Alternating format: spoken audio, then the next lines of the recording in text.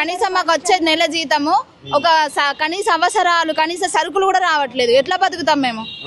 ఏసీలల్లా అట్లా ఇలా ఆడ కూర్చొని వాళ్ళు మంచిగా ఉంటున్నారు. ఇంటింటికి తిప్పి అన్ని సర్వేలు అన్నిటి ప్రతి చిన్న పనికి మేమే కావాలి. అట్లాంటప్పుడు మమ్మల్ని ఎందుకు గుర్తించలేరు?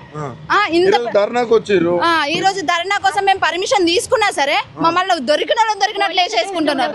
ఎట్లా ఒక కుక్కలు ఎట్లా దొరుకుతారో ఒక కుక్కలను వాడకట్టు మీద కుక్కలను ఎట్లా ఎత్తారో పిచ్చి కుక్కలని అట్లా వేసుకొని పోతున్నారు. అంటే అంత చీప్ గా కనిపిస్తుంది. మరి ఏది మరి ఎట్లా చెప్తాం? రేవంత్ రెడ్డికి ఏం చెప్తారు? ఏం చెప్పుడేముంది?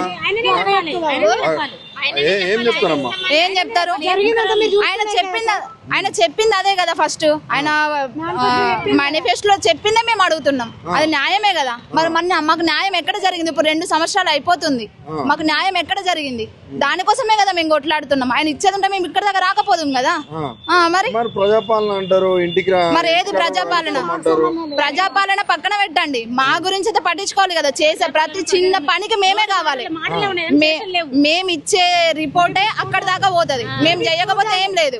ప్రతి చిన్న అవసరానికి మేము కావాల్సినప్పుడు మమ్మల్ని ఎందుకు పట్టించుకోరు? సీతక్క కూడా మీకు మాట ఇచ్చింది.